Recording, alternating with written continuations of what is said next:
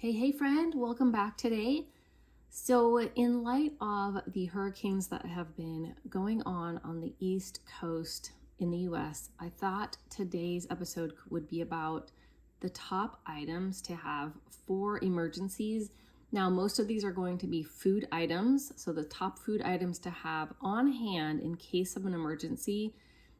Or if you have a prepper's pantry, or if that's something that you wanted to start, these are the most ideal food items, and there will be a little bit of a bonus at the end with some items that are not food related as well, kind of the top items. And of course, there can be a lot more items than I'm covering here today, but these are a great place to start and would be really fitting for a shorter term emergency as well as a longer term emergency, especially if your power goes out for any number of days. These are some great things to start stocking up so you are prepared in an emergency. All right, so let's get into today's list. Okay, let's go through the food items, and really, I don't want you to get overwhelmed. These are just to give you a place to start. Pick any of these areas. I highly recommend going slowly as your budget allows, and just pick up an extra can or two of these items as you are able to. So maybe each time you go to the store, you can set a goal to get one extra item or spend $5 extra on emergency preparedness. And that will start stockpiling you for emergencies little by little without being overwhelmed. These are all some great areas to focus on.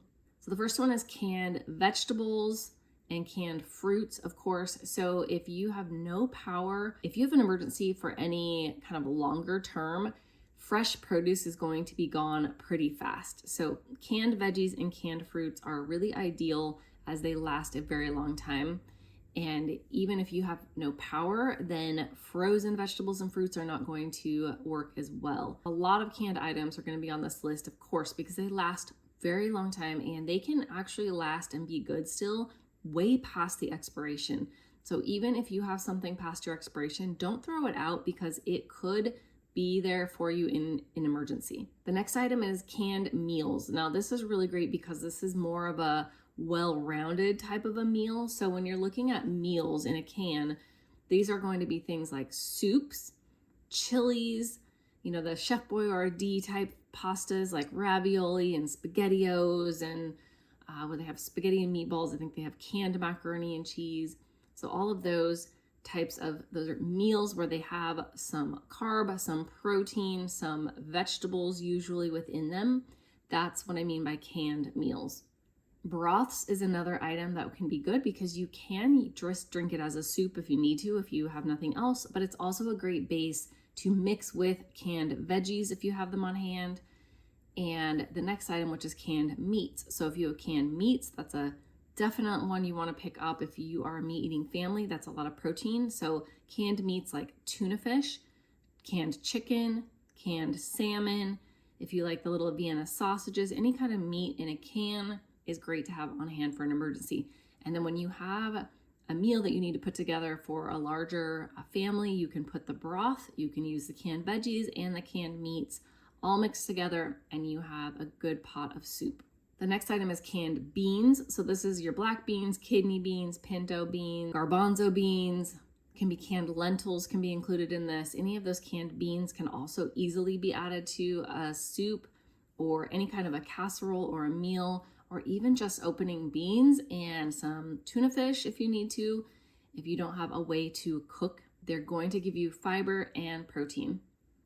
The next one is canned tomato products. So this is stuff like tomato sauce, your canned diced tomatoes, stewed tomatoes, any of those in the canned tomato aisle.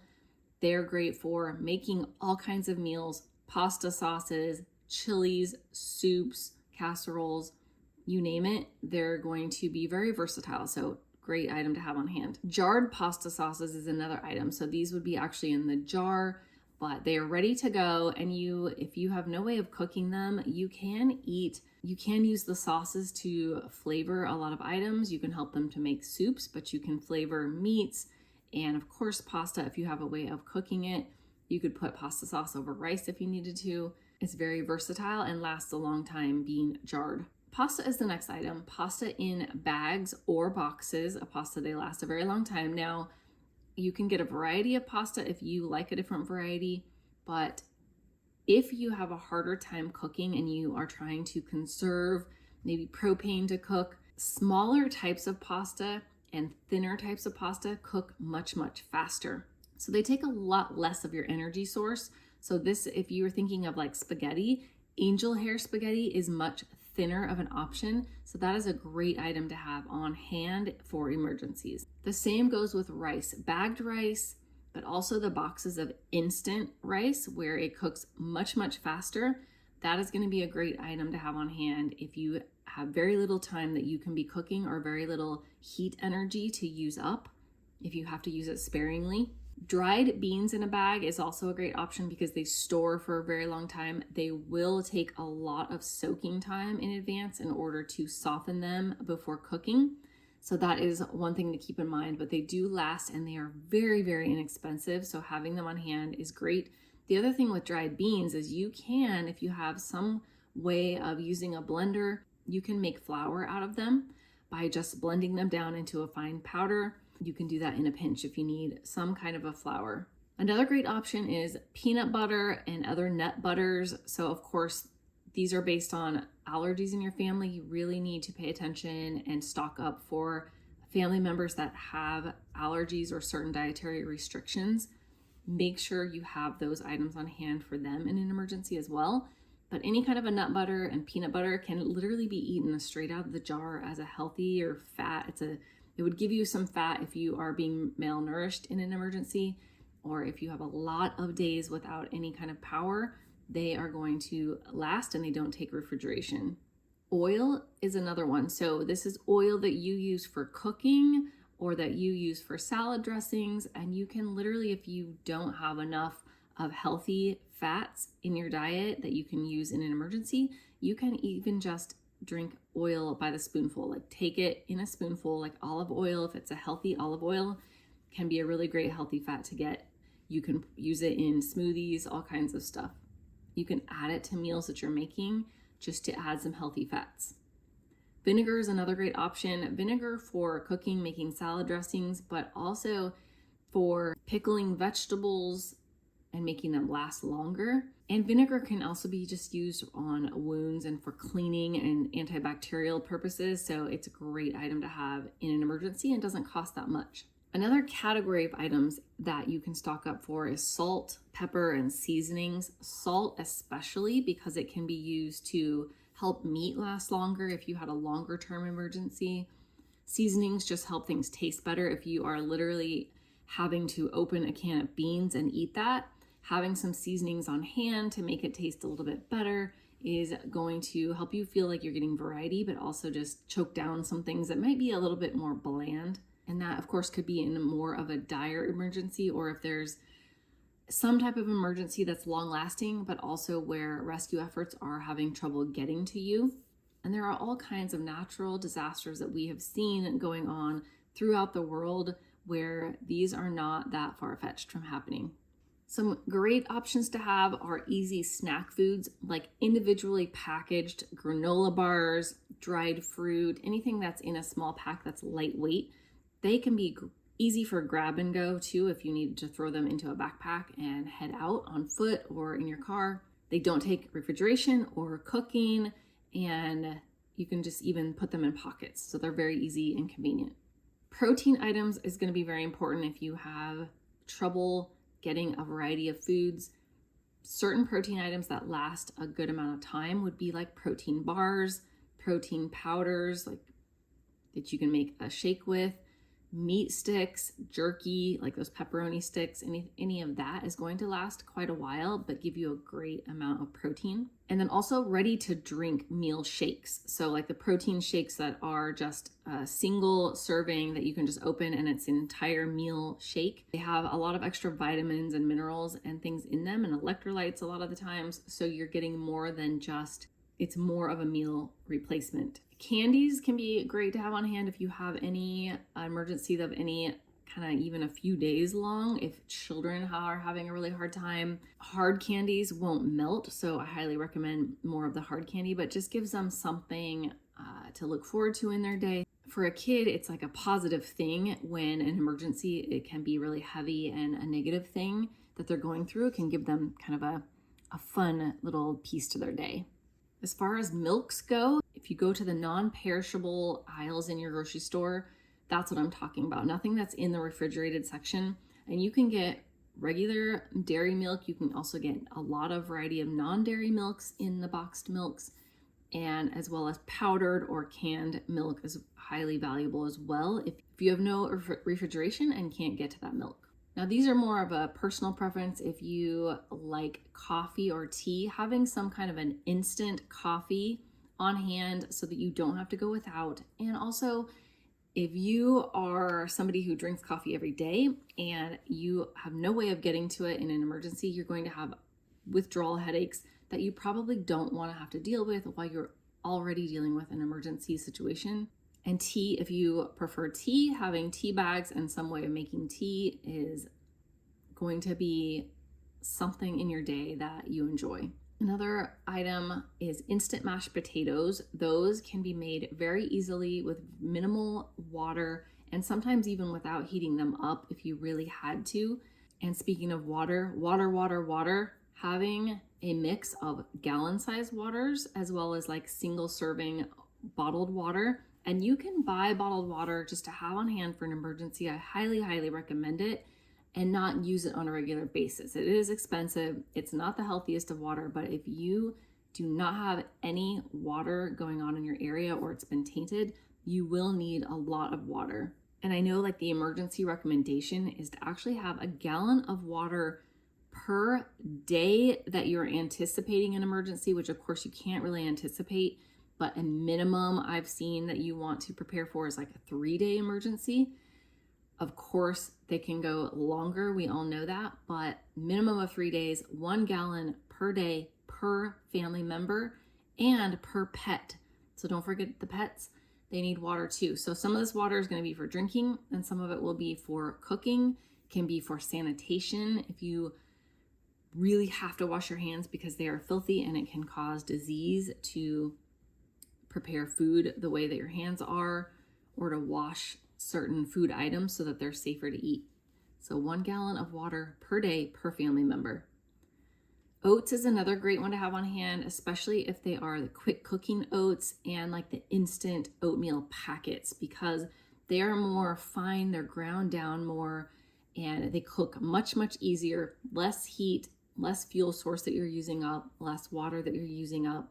And then flour and sugar are great options as well, because you can make a lot of different bread type items and pancakes and muffins and all kinds of things with flour and sugar. You can make pasta if you had to, and you can make a lot of these where you could cook them easily on, if you only have fire on like a campfire. You can make some flatbreads. You can use them as thickeners just to make a bulkier soup if that's all you have on hand to eat. Flour and sugar can go a long way in an emergency. Now, I'll just touch on one thing that I didn't really recommend, and that's like the boxed meals. So think of like macaroni and cheese and hamburger helper, those kinds of things. And the reason I didn't, they're good to have on hand, but if you have no refrigeration, you aren't going to be able to have the meats, and you're not going to be able to have the dairy, the butter, the milk to add to make these meals. So if you have no power, you have no refrigeration, you have no way to make these. So they're not as good to have on hand unless you have like the type of mac and cheese that just has a packet of like a cheese sauce, and you're not having to mix a powder with milk and butter. So I highly recommend, as you are building out your grocery budget each week, is just to see where you can grab another can or two or a bag of beans. If you have a little bit more money, maybe that's the time that you get a couple cans of canned chicken. Tuna is less expensive, but of course, the more variety you have, the better. If there are seasonings that you would want to have stocked up on hand that cost a little bit more, the weeks that you are able to get your budget meals made for less, that's a great time to get those. And then when you have very, very little money, you can get a can of tuna fish or a bag of flour or 1 can of fruit or a veggie or a soup or a bag of beans. Those things are going to go very far for you. those things will be more affordable on your higher budget weeks where you have spent more of your dollars. And if you use these items regularly for making meals, I'm sure you do use a lot of these items, it can be helpful as you do end up stocking up on some of the items to actually label by expiration date and have them sorted that way so that when you do use them up in meals, you are using the oldest item first, the one that will expire the soonest. You're always using that first, so it's in a rotation. So if there was an emergency, you have items that are not expired. They are the furthest out from expiration. All right, and as I mentioned, just a bonus, some non-food items, if you want to just make sure you have these on hand already or start acquiring them. And these are great items to look for at garage sales and thrift stores and free on your local buy nothing groups. So things that as people give them away, you will think to grab them because now you would like to have them on hand in an emergency. And this is not an exhaustive list by a long shot, but it will at least get you started thinking about some items that your family may need, especially if you have a longer term emergency. And one tip that I have learned as far as preparing for emergencies that can really help is to first think about where you live. What are the most likely emergency scenarios to play out in your area? What are you most likely to face? In some places, that's hurricanes. In some places, that's tornadoes. In other places, it can be tsunamis or flooding. Or in our area, we have some areas where wildfires are rampant every summertime. And in some areas, war may be more likely.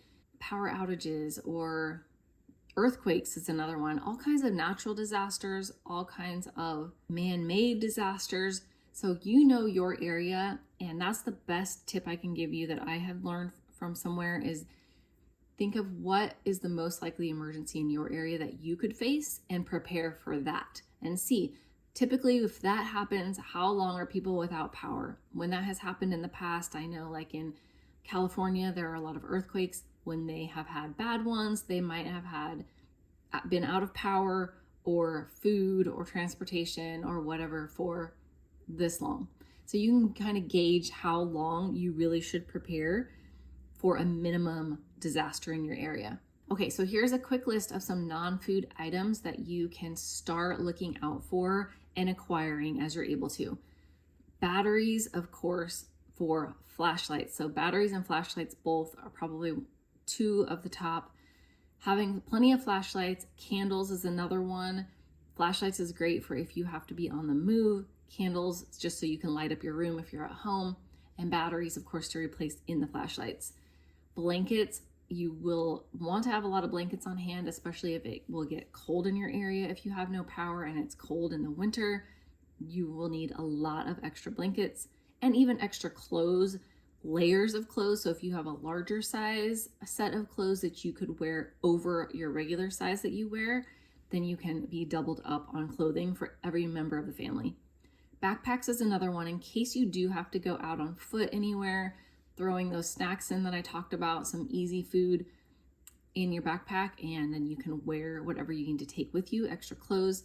And extra can openers is a great one, especially if they're little portable, small kinds. They do sell these at outdoor stores. You can get, they're very small and easy to throw in a backpack and just have them ready in case you ever did need to leave on foot. Then you've got canned food and a way to actually open it. Disposable dining ware and flatware can be a great option. So disposable like silverware, forks and spoons, and like some paper plates, plastic cups, something like that. Tent and tarps can be great options if you have to actually sleep somewhere else. And a tent can be a great one actually for even in your home.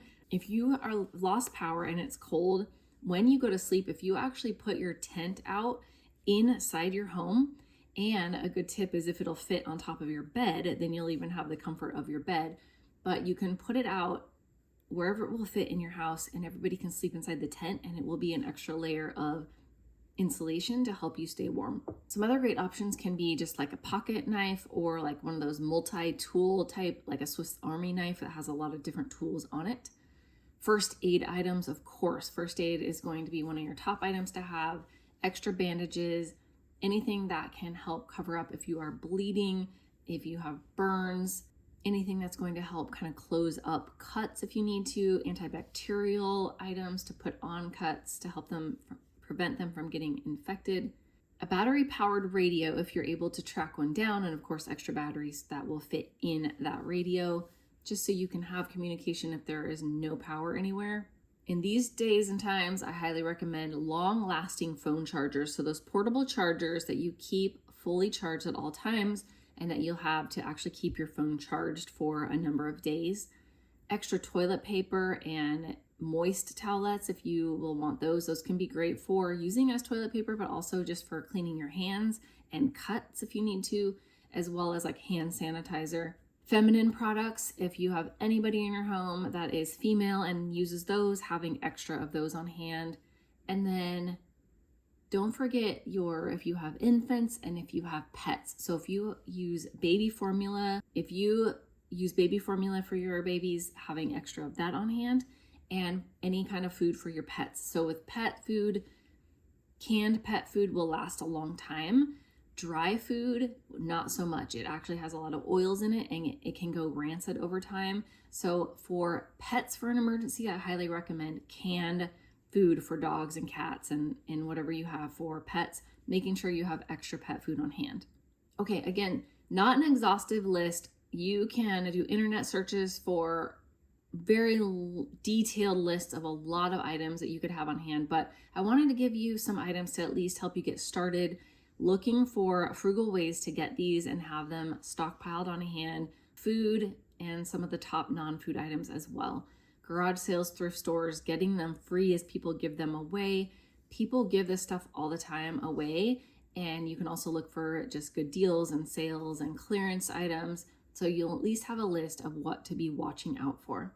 And if you have anybody that gets you stocking stuffers, these can be great things to ask for as Christmas comes up. If there's any of this, like if you want a Swiss Army knife, that can be a great gift idea. The portable can openers, the phone chargers, candles, anything that would fit in a stocking. Or if you have a larger item, you want a new tent or need a tent, these can be things to ask for Christmas. So battery-powered radio is another great option as a Christmas gift. So that's a great way coming up that you can get some of these filled off of your list as well. I hope that list is helpful in helping you start preparing for an emergency if you have not yet. I highly recommend it. If you have a family, this can help you start making sure that you're prepared to keep them safe, keep them with food if there's an emergency, and also it helps you not have to use the emergency rationings that are coming from places to your area. If there are people who just did not prepare and you have, then it allows those items to go further in the community when there are more of you that don't actually need to use them, that you have your own. So my thoughts and prayers are going out to everybody that is facing any kind of an emergency situation right now all over the world. Thank you for being with me today, and I will talk with you next week. Blessings to your family.